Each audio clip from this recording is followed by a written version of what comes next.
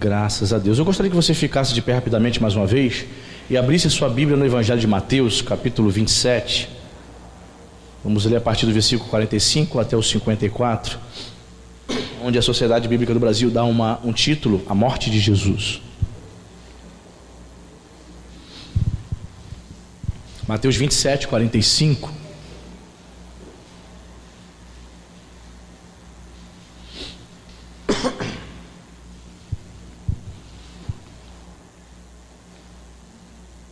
Se você achou, diga amém. A versão que eu utilizo aqui é Almeida, Revista e Atualizada. Se a sua Bíblia é uma versão diferente, é só você depois adquirir essa versão, amém? Diz a palavra de Deus: desde a hora sexta até a hora nona, houve trevas sobre toda a terra. Por volta da hora nona, clamou Jesus em alta voz, dizendo: Eli, Eli, lama sabactani?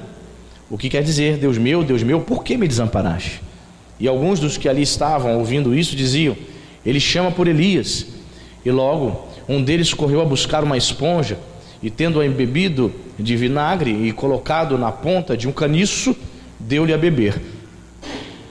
Os outros, porém, diziam: deixa, vejamos se Elias vem salvá-lo.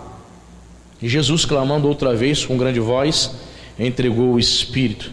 Eis que o véu do santuário se rasgou em duas partes, de alto a baixo.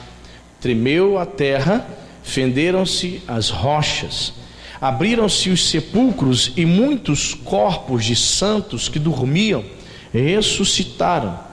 E saindo dos sepulcros, depois da ressurreição de Jesus, entraram na cidade santa e apareceram a muitos. O centurião e os que com ele guardavam a Jesus, vendo o terremoto e tudo o que se passava, ficaram possuídos de grande temor e disseram: verdadeiramente este era Filho de Deus. Amém? Vamos orar?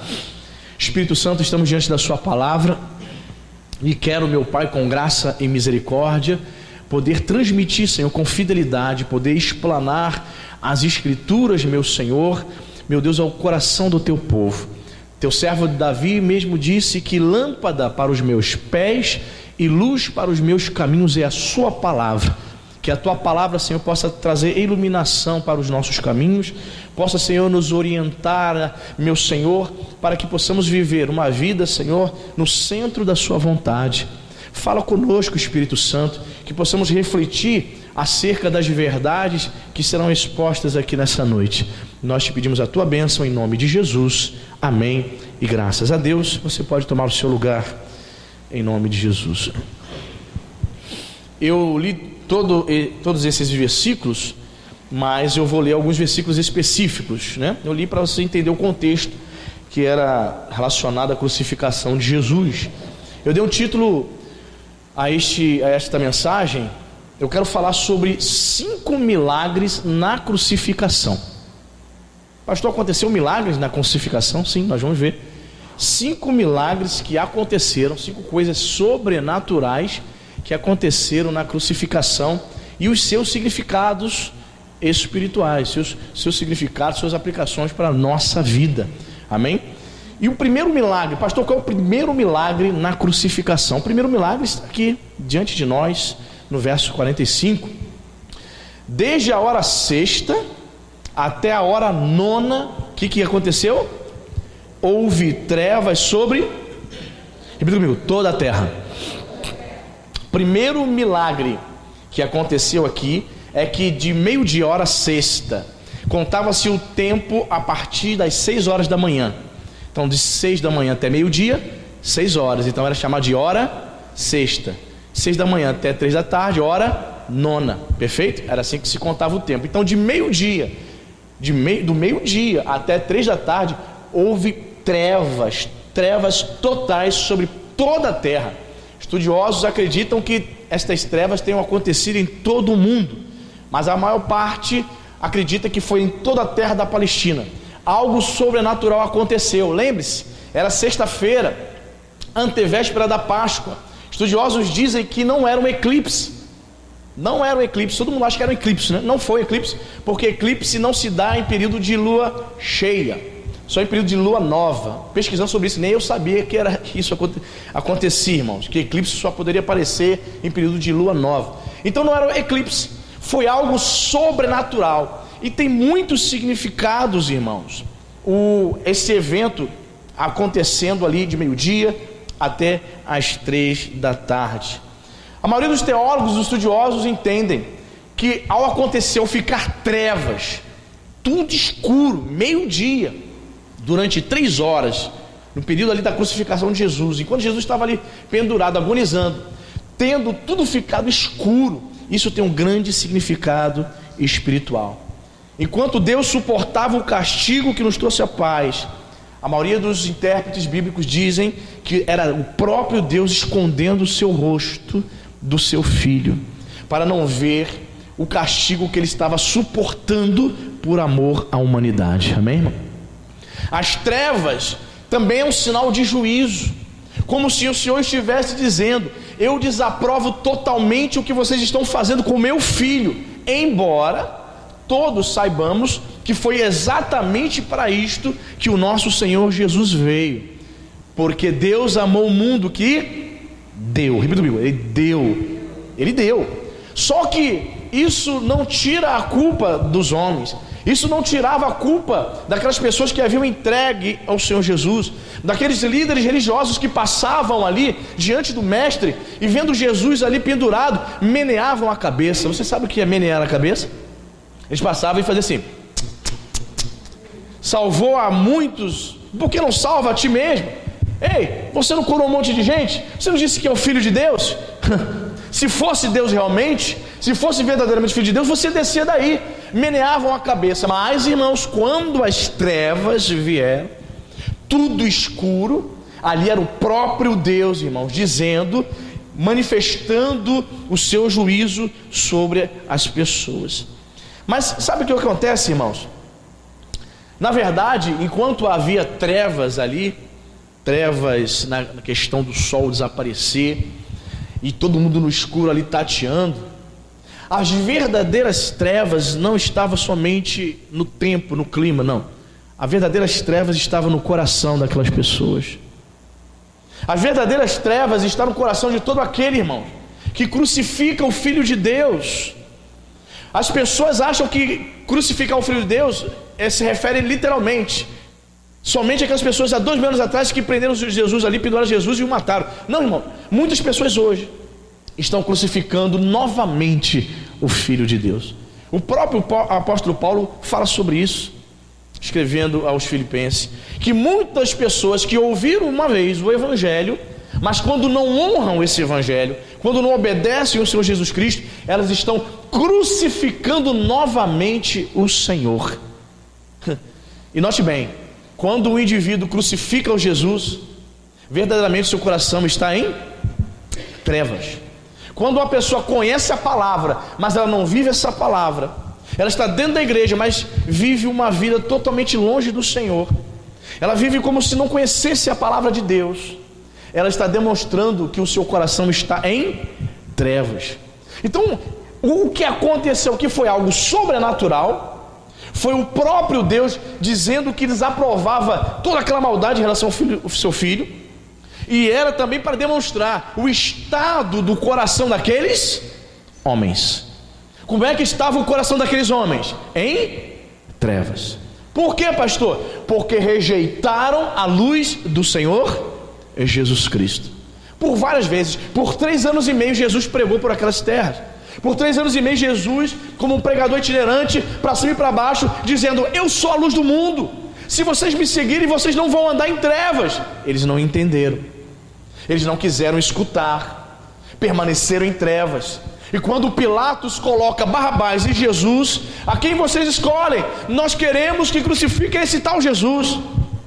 E quanto a Barrabás, solte-o. Pois é, irmãos, aqueles homens viviam, seus corações estavam em trevas. Então o primeiro milagre que acontece, o primeiro fato sobrenatural que acontece na crucificação de Jesus, é o fato de ter havido trevas durante 3 horas. E essas trevas simboliza o estado do coração daqueles homens, e simboliza o fato do Senhor como se o Senhor tivesse virado o rosto para não ver o sofrimento do seu próprio filho pendurado na cruz do Calvário, suportando todos os nossos pecados, porque o castigo que nos trouxe a paz estava sobre ele, estava sobre Jesus. Amém? Você anotou aí na sua Bíblia? Primeiro milagre, primeiro sinal na crucificação de Jesus. Segundo, pastor, qual é o segundo? Está no versículo 50 e 51. Diz assim: e Jesus, clamando outra vez com grande voz, entregou o Espírito. Eis que o véu do santuário, o que aconteceu? Se rasgou em duas partes. Repita comigo: de alto a baixo. Amém? Tremeu a terra e fenderam-se as rochas. Segundo milagre que acontece na crucificação: o véu se rasgou. Irmãos, quando se fala de véu, você lembra alguns tipos de véu, né? Você lembra aquele véu que se coloca no rosto, não tem nada a ver. Você, de repente, pode remeter na sua mente, imaginar que seria uma espécie de cortina, uma cortina semelhante que você coloca na sua casa, que separava, né, o santo lugar do santo dos santos, né? Mas não, irmãos, diz o historiador Flávio Joséfo, que o véu, até anotei aqui as medidas, ele dizia que esse véu, ele media 18 metros de altura. 18 metros de altura, mais ou menos aí como se fosse da altura de um prédio de 6 andares. Imaginou o tamanho desse véu? Pois bem, qual era a largura, pastor? 9 metros de largura. Aproximadamente isso aqui, né, agora? Tem 9 metros, né? 9 para 10 metros aqui, o altar. Exatamente isso. Imagina esse véu dessa mesma largura do altar, 18 metros de altura. Imaginou? Pois bem, Flávio Joséfo também diz que quando os judeus iam lavar, porque lavava-se, quando eles iam lavar e ficava molhado, o véu, nada mais nada menos que 300 homens para erguer o véu. Flávio Joséfo também anota e diz que a espessura desse véu era de 10 centímetros. Uma coisa absurda. Nenhum homem poderia rasgar o véu. Foi Deus que rasgou o véu, amém, irmão? Foi um milagre. O véu da separação tem um grande simbolismo, irmãos. No momento da crucificação, o véu se rasgar tem um grande simbolismo. Qual é, pastor?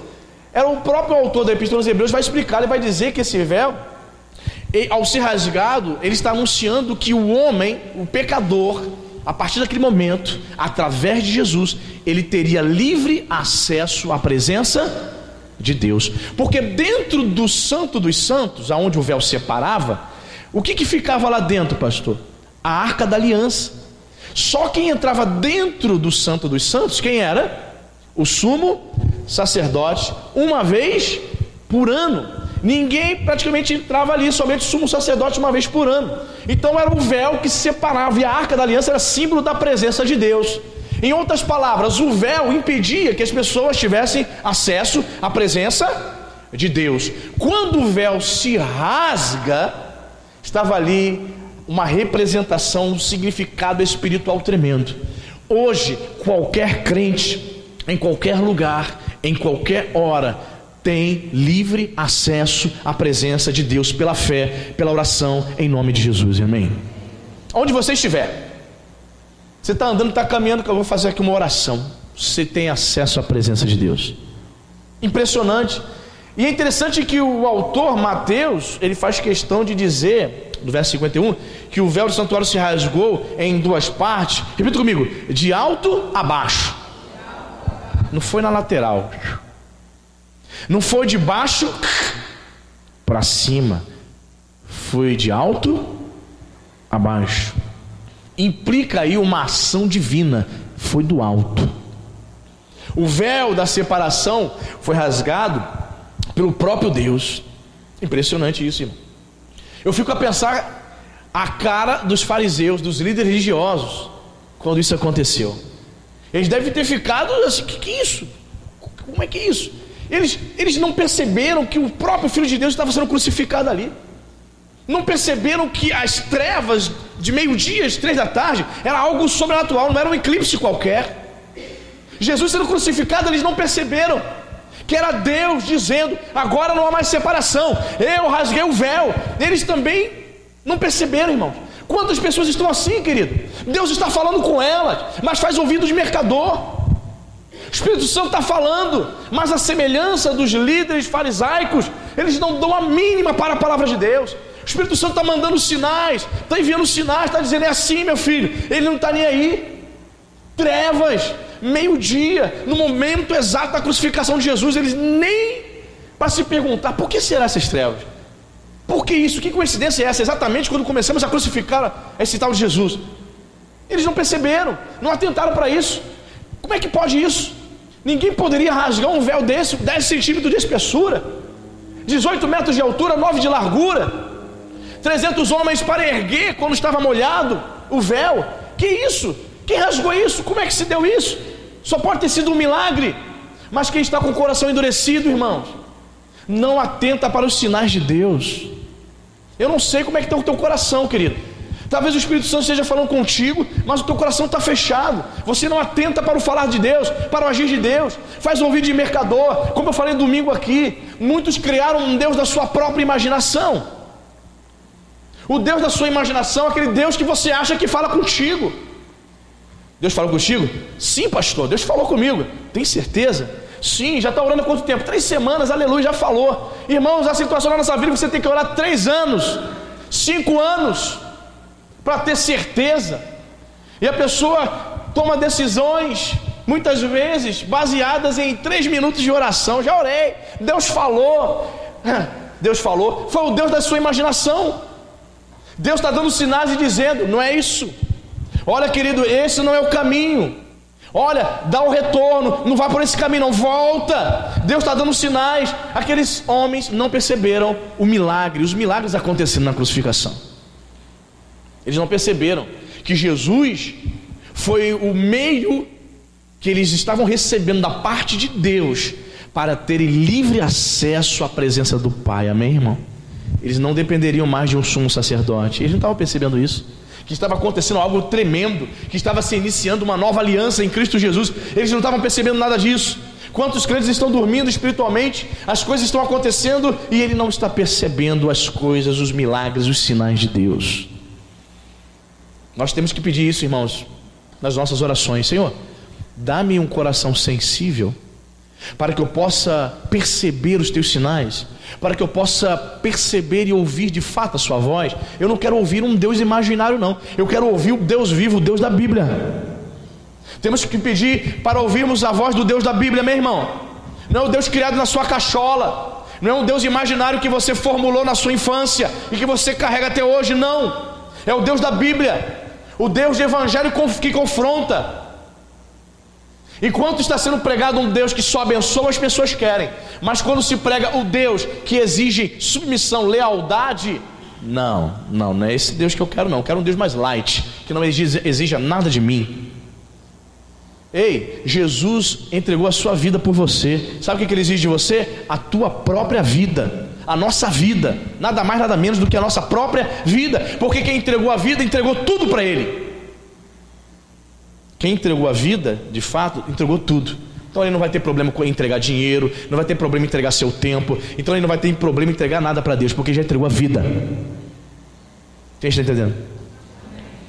Tremendo, irmãos. De alto a baixo, próprio Deus rasgando o véu, dizendo: a partir desse momento, vocês pecadores têm livre acesso à presença do Pai. Amém? Terceiro milagre, verso 52,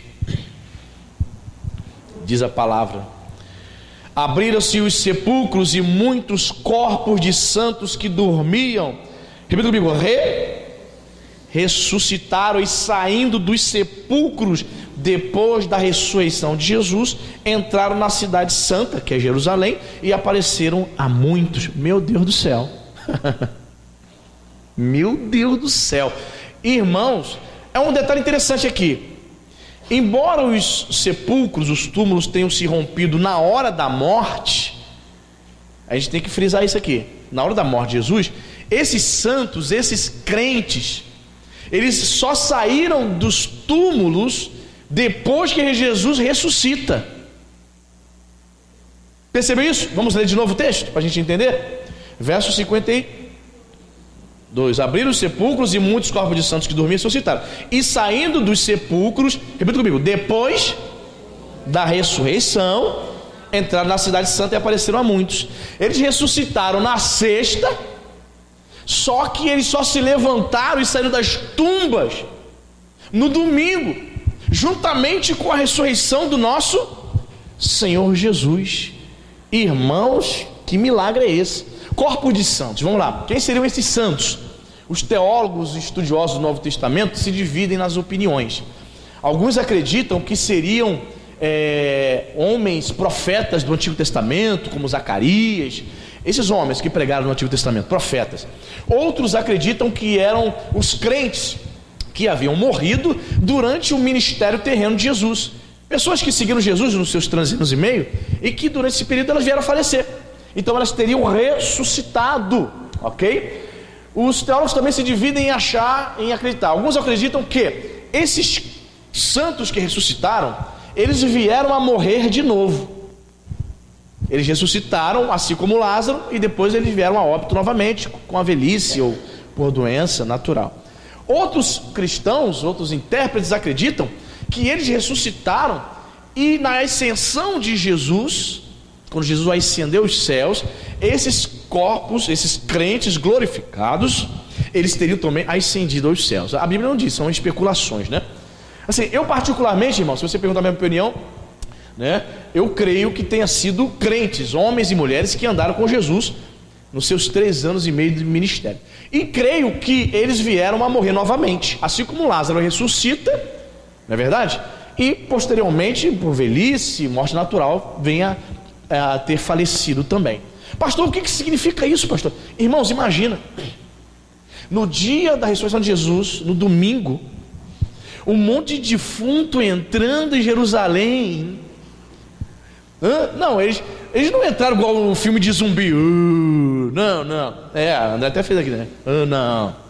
Não é como nos filmes. Não, eles entraram normalmente. Entraram, foram conversando com as pessoas. Obviamente devem ter ido procurar seus familiares. Interessante, dos 4 evangelhos, somente Mateus registra esse fato, que santos, crentes, ressuscitaram e entraram na cidade santa, que é uma referência a Jerusalém. Irmãos, não é todo dia que tem alguém ressuscitando, né? Quem já conversou com alguém que voltou da morte? Alguém já teve essa experiência? A irmã Leda levantou a mão. André. Ninguém, né? Ninguém nunca conversou com um morto. Mas se você entrar na internet, você vai ver pessoas que voltaram da morte. Tem filmes aí cristãos que mostram isso, né? Não é algo comum, mas existe a experiência de pessoas que voltaram da morte. Sim, o nosso Deus é poderoso. Ele é o autor da vida, Senhor da vida e da morte. Amém, queridos? Ele tem a chave da morte. Lembra domingo que pregamos? Tem a chave da morte, ou seja, ele tem autoridade sobre a morte. Mas tem uma explicação isso, irmãos.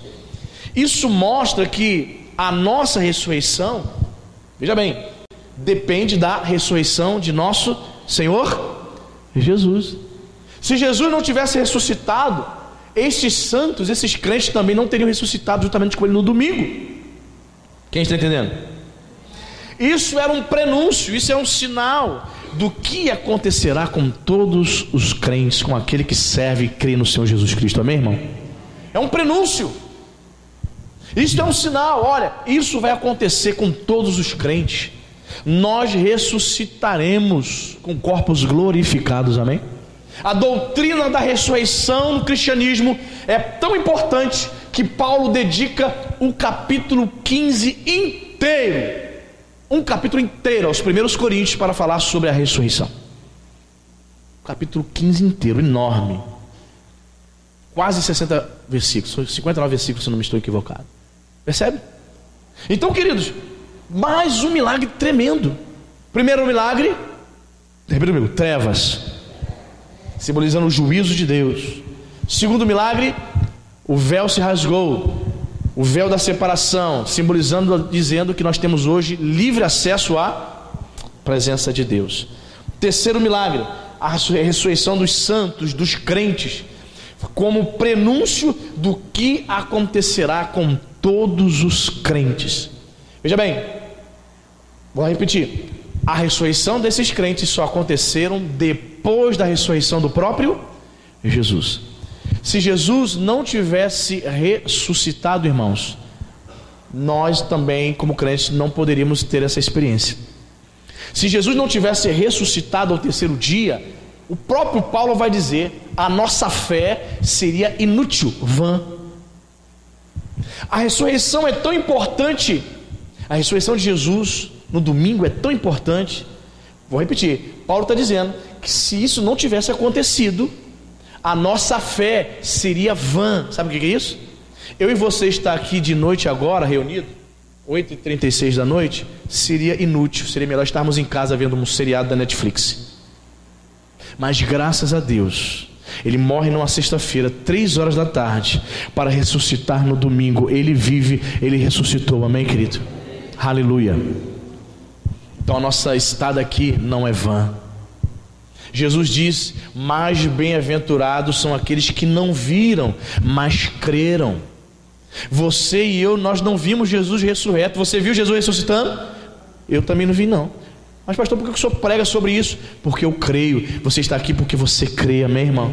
Então Jesus vai dizer, vocês são bem-aventurados, makarios no grego, bem-aventurados, felizes, abençoados. Somos bem-aventurados, você é abençoado, amém, irmão? Porque você crê. Você não precisou ver o corpo, constatar o corpo de Jesus fora da tumba ou ressuscitando. Você creu. E a Bíblia nos chama de bem-aventurados. Um dia nós vamos ressuscitar, irmão. Não importa se você vai ser cremado. Tem crente que tem essa preocupação, né? Pastor, não quero ser cremado não. Aí pergunta, por que, crente? Como é que vai ser para Jesus me ressuscitar? Vou virar cinza. E os crentes que morreram há 1000 anos atrás, irmãos, tu acha que tem alguma coisa? Não virou pó também os ossos, não? Não importa se você vai ser cremado, se você vai ser chamuscado, vai ser esquartejado, não sei, não importa como vai ser sua morte. Se você vai ser enterrado no chão, na gaveta, não importa. O nosso Deus é todo poderoso, amém, irmão? Ele tem poder para ressuscitar os crentes, para nos fazer voltar com corpos glorificados. Aleluia. Isso é ressurreição, irmãos. A ressurreição é a esperança do crente. A volta de Jesus é a esperança do crente. A esperança do crente não está baseada em ter coisas. Eu quero ser milionário, eu quero ser empresário, eu quero fazer a corrente da prosperidade, eu quero ter muito dinheiro. Não, não, não. Tu morre e fica tudo por aí. Mas a sua fé é o legado espiritual que você leva para a eternidade, amém, irmão? Quarto milagre, pastor, qual é? O terremoto, irmão. O tremor, versículo 54. O centurião e os que com ele guardavam a Jesus, vendo o terremoto e tudo o que se passava, ficaram possuídos de grande temor e disseram, verdadeiramente este era filho de Deus. Graças a Deus, irmãos, o Brasil, ele não é um país caracterizado por abalos sísmicos, né? Há determinados abalos, né? Alguns anos atrás tivemos aí no Ceará, mas nada que se compara às placas que estão ali na região da Turquia, né? Na Europa. Os estudiosos de terremoto, eles dizem que existe uma placa tectônica lá na altura da Califórnia, que quando houver um terremoto na Califórnia, nos Estados Unidos, vai acabar, vai destruir muita gente vai morrer, milhões de pessoas vão morrer, que vai ser assim, uma tragédia gigantesca, vai separar a Califórnia. Por isso que você vê nos filmes muitas referências acerca de terremoto. Não sei se você já observou filmes que são filmados, por exemplo, que se passam na Califórnia, São Francisco, lá nos Estados Unidos, eles fazem muita referência a terremoto. Geralmente, qualquer americano, na sua casa, lá no quintal, eles têm um porão que eles guardam assim, mantimentos, eles guardam kit terremotos. Quem já observou isso em filmes e seriados? Pois é, porque o próprio californiano, ele sabe que mais cedo ou mais tarde, não se sabe se hoje, se daqui a 10 anos, haverá um terremoto na Califórnia, que milhões de pessoas vão morrer, vai ser algo terrível. Quando você olha para o Brasil, você não vê nada, né? Os estudiosos não vê nenhuma placa tectônica localizada aqui no Brasil que poderia provocar um terremoto terrível. Eu fiquei analisando qual o simbolismo do terremoto na hora da crucificação. Você já viu o filme de Jesus, né? Na hora que eles estão crucificando Jesus, o que acontece? O terremoto, os soldados, eles tremem, alguns caem. Irmãos, que simbolismo tremendo. Todo terremoto, as coisas, as estruturas caem e pessoas caem. Aqui, irmãos, o terremoto simboliza o golpe fatal de Deus nas obras de Satanás, amém, irmão? Simboliza ali a própria queda, a derrota definitiva de Satanás, a crucificação de Jesus, amém, irmão? Percebeu? O terremoto simboliza a queda dele. Quando há terremoto, tudo cai, estruturas caem, pessoas caem. Pois bem, estava caindo ali, irmãos, o último suspiro de Satanás. A derrota dele estava sendo ali deflagrada. Satanás estava perdendo. Já ouviu essa expressão? Perdeu. Pois é. Jesus, quando ele dá o último suspiro, Pai, eu te entrego meu espírito, é como se Jesus estivesse dizendo para Satanás: perdeu. Satanás perdeu, ele não tem mais posse sobre a vida do crente, amém, irmão? Ele não tem mais autonomia. Jesus agora é que reina, ele que governa sobre as nossas vidas, amém, irmão? Aquele que é de Deus, o apóstolo João vai dizer, aquele que é de Deus, o diabo não pode tocar. Não pode. É tocar na alma. Não pode tocar, ele não tem mais domínio, ele não pode governar mais a tua alma, porque você foi comprado por preço tão grandioso que foi o preço do sangue de Jesus, irmão. O terremoto simboliza a queda. Estava caindo ali o império de Satanás. Na cruz do Calvário, Jesus decretou a sua derrota. Paulo, explicando isso, vai dizer na sua epístola aos Filipenses que o Senhor Jesus, na sua morte, expôs a vergonha principados, demônios, Satanás. Ele usa a expressão ignomínia, melhor dizendo, que significa vergonha. Jesus expôs o diabo à vergonha. Você já viu uma pessoa com vergonha? Já? Uma pessoa com vergonha é aquela pessoa que tenta fazer algo e não conseguiu, ela fica com vergonha. Eu não sei se você passa por isso. Você está caminhando, eu tenho sempre mania, irmão, de virar o pé. Já tem essa mania? Daqui a pouco, é feio, é horrível, né? Eu estava um dia caminhando, né, com o celular e tal, daqui a pouco, meu celular, aquele celular antigo, né?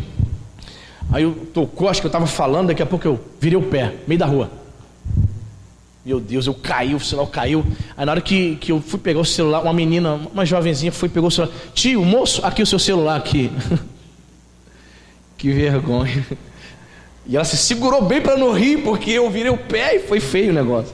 Você fica com vergonha, né? Você não quer, na frente de qualquer pessoa, você não quer passar um vexame desse.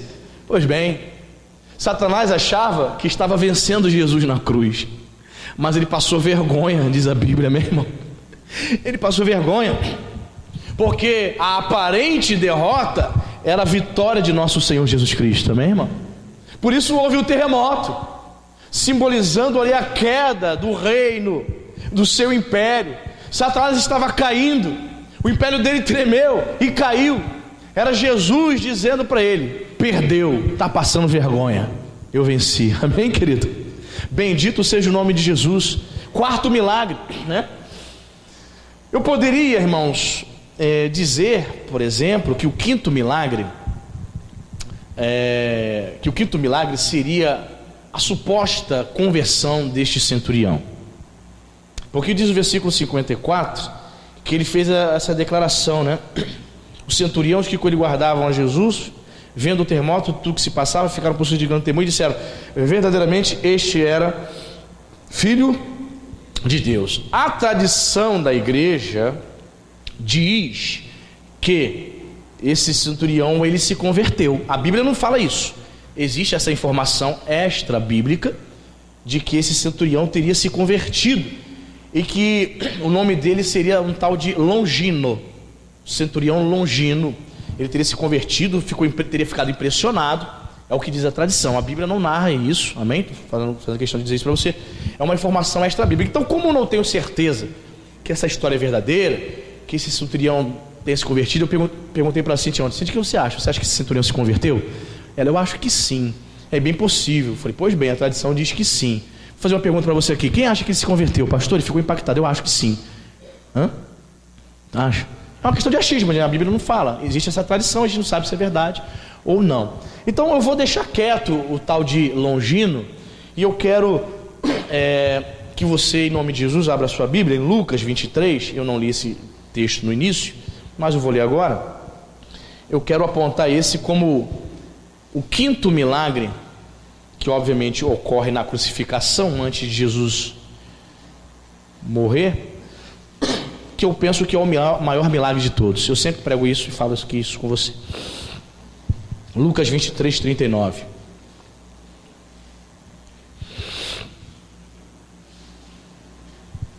Vou te dizer por que esse talvez tenha sido um dos maiores milagres na crucificação. Lucas 23, 39, você achou? Um dos malfeitores crucificados blasfemava contra ele, dizendo: não és tu o Cristo? Salva-te a ti mesmo e a nós também. Respondeu-lhe, porém, o outro repreendeu, dizendo: nem ao menos temes a Deus, estando sob igual sentença? Nós, na verdade, com justiça, porque recebemos o castigo que os nossos atos merecem, mas este nenhum mal fez. E acrescentou: Jesus, lembra-te de mim quando vieres no teu reino. Jesus lhe respondeu: em verdade te digo, repita comigo, que hoje estarás comigo no... Irmãos, o maior milagre na crucificação, na minha opinião, minha humilde opinião, refletindo com vocês nessa noite, foi a conversão e o novo nascimento deste ladrão. Por quê? Veja bem, por que, pastor, o senhor acha isso? Eu não acho, tenho certeza. Porque no período de 3 horas, Lincoln, raciocina comigo, o camarada chega. Os outros evangelistas dizem que ele também, no início da crucificação, ele também falava mal de Jesus. Ele se juntou ao outro e começou a falar mal de Jesus. Só que naquele período de 3 horas, ele para de falar mal de Jesus. Ele vai vendo o comportamento das pessoas mirando a cabeça, ele vai vendo as trevas, ele vai vendo tudo acontecendo. Chega no momento que ele começa a repreender o ladrão, o outro. Ei, você está errado, nós estamos errados, cara. Para de falar isso aí, nós estamos errados. Aí depois ele se volta para Jesus: Senhor, lembra-te de mim quando entrares no reino? E Jesus diz: hoje estarás comigo no paraíso. Em 3 horas, esse cara de ladrão, ele ouve as palavras de Jesus ali na cruz. Tem uma pregação que já trouxe aqui, as 7 frases de Jesus na cruz, 7 declarações de Jesus na cruz do Calvário.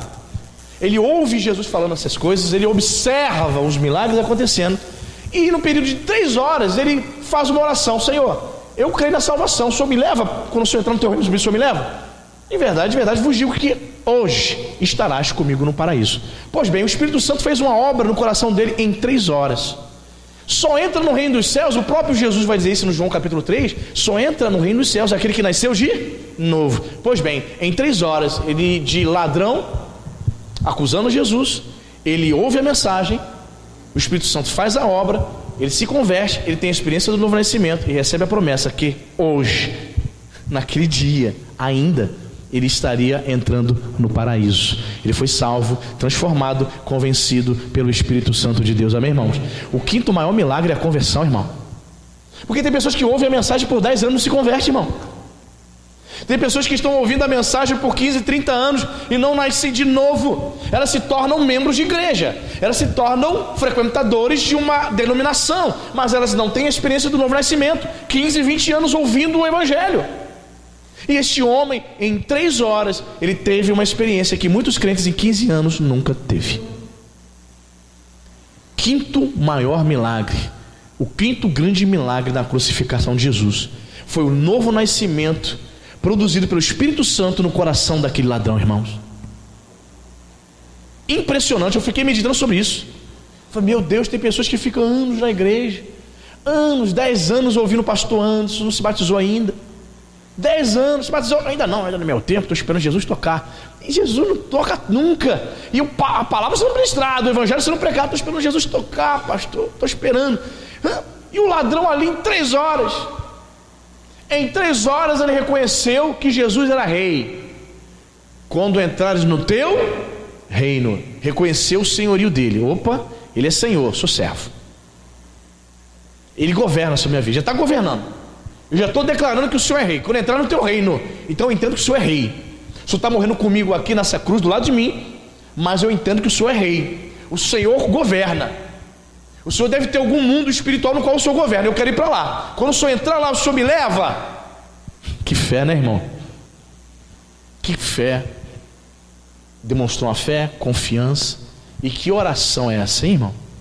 Quando o Senhor entrar no teu reino. Ele poderia pedir tanta coisa, né? Mestre, eu acredito no Senhor. Ele poderia ter dito assim: mestre, eu acredito no Senhor, mas tira a gente daqui, para a gente viver mais um pouco aqui nesse mundo. O pedido dele não foi para descer da cruz. O pedido dele é: vamos morrer sim. Eu entendo que devo morrer sim. Fui ladrão, estou pagando aqui um preço, mas eu creio que na eternidade eu posso ter alguma esperança.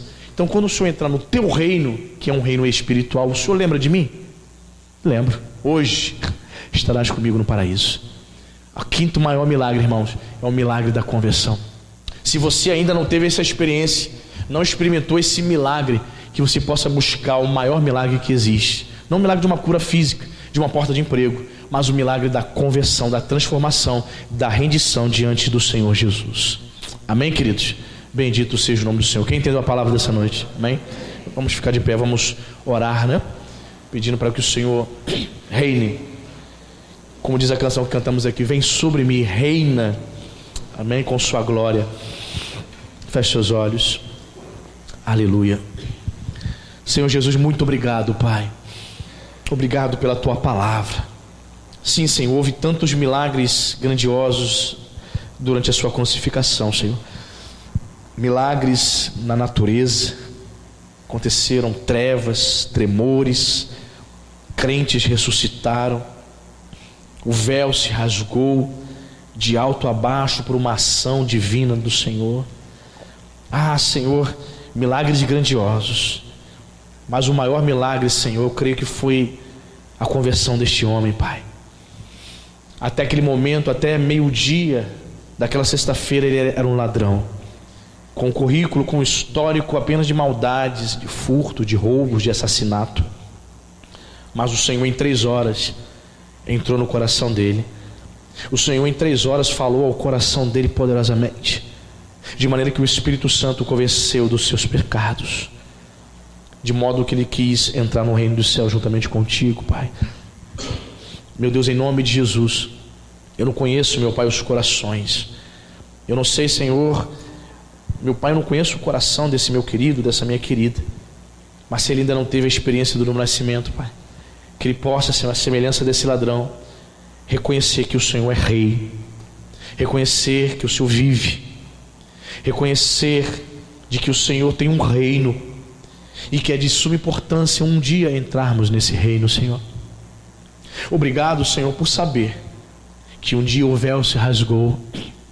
Embora muitas pessoas tentem, Senhor, inventar preceitos, tentando costurar o véu de novo, tentando nos separar do Senhor, nós nos apegamos à sua palavra. O véu se rasgou, temos acesso à sua presença.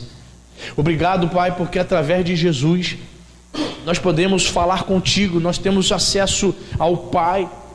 Sim, através da oração, através da fé, através do nome de Jesus, nós podemos nos aproximar de Ti. Tudo porque o Senhor um dia morreu na cruz por nós.